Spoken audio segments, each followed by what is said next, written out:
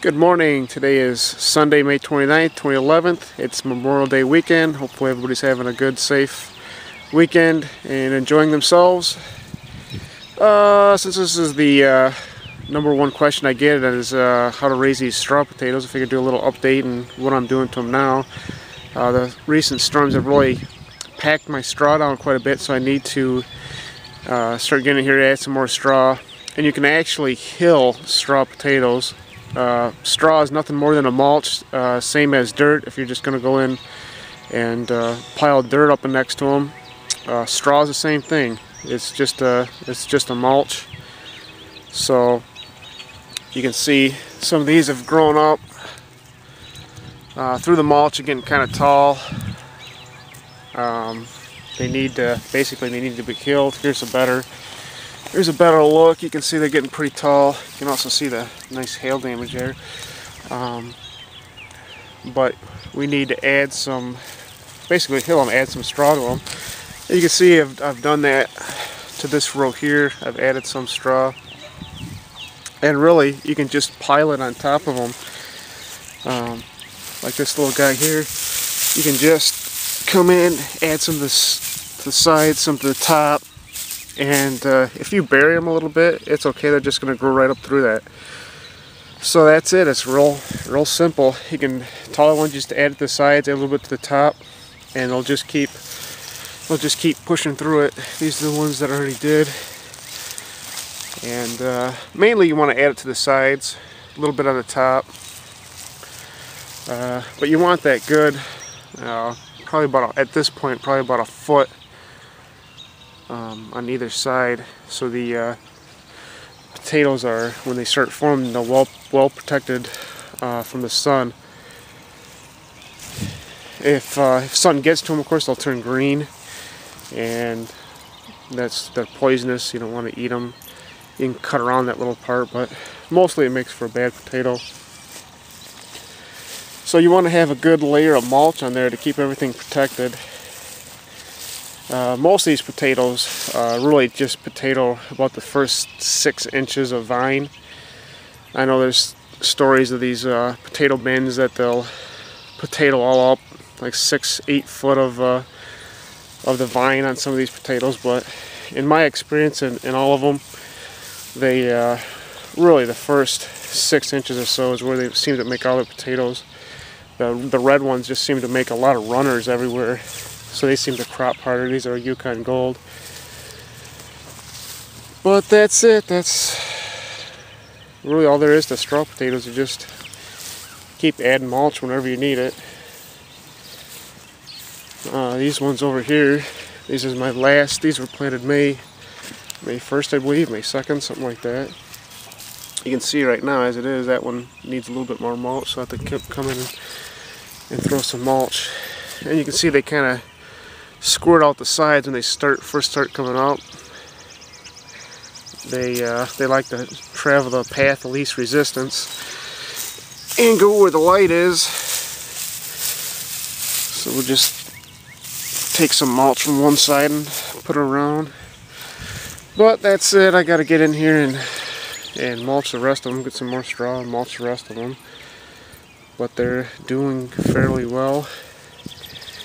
And hopefully have a good potato crop this year.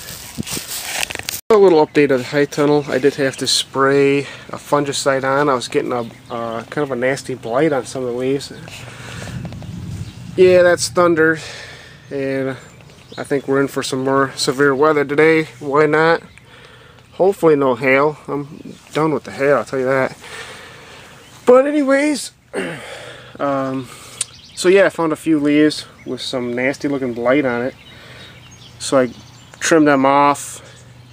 I also trimmed the lower branches off. I was going to do that earlier, but I never got around to it. So I trimmed that all off, open up, get more airflow.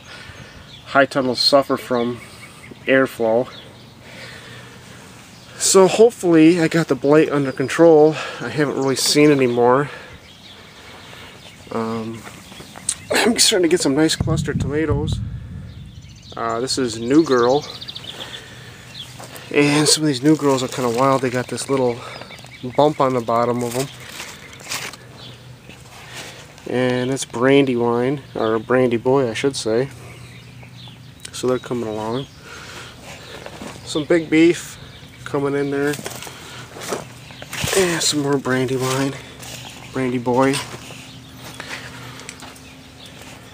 Well, I'm starting to get a lot of flowers, starting to run out of steaks, so I'm gonna basically put a bar on top of that, and so I can keep going up.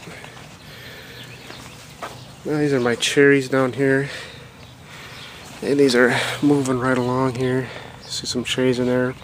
These, I believe these are BHN 641. I keep calling them a different thing every time. But these have really shot some long clusters of tomatoes. I got one that's about over 18 inches. It's on the other side. But these are the ones that are crossed between a cherry and a grape. So they're starting to come in. The sweet million. And they're setting some nice fruit up there. And these are quite prolific also.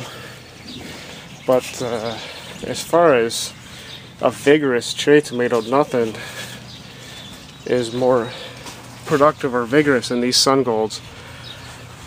And early too. These are all sun golds here. And they are just on a tear.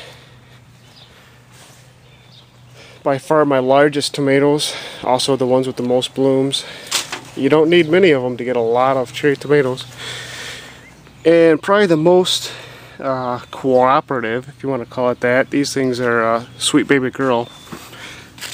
Large tomatoes for a cherry tomato. And they don't really, they're more like a regular tomato. You could probably even weave these instead of cage them. They don't seem to spread their limbs all over. They're a little bit more compact, that's what they were bred for. And it's supposed to be a real sweet, flavored, large cherry tomato. So it'll be interesting to see how these do. There's the same one there. But I would say the production is a little bit limited too. Not as many flowers as you would expect. Just another shot of some of these big beef coming on. And my peppers, that front row took quite a beating from the hail. That's where the storm came in at. These ones were a little bit more sheltered. So they're doing a lot better. This one's just loaded with peppers. Another pepper there. Same with that, the big pepper there. And I got a couple cucumbers. These are divas. Kind of had a miserable go at them, but they're doing much better. I don't think they like being in the clear plastic. I tried growing them in the clear plastic mulch too, and they just seem to wilt up and die. So I won't do that next year with them. But these are the determinate tomatoes, and they are really starting to flower now. So once these things let loose, there'll be a lot of tomatoes. This is a full row. These are all scarlet red here. But these things are really starting to bloom.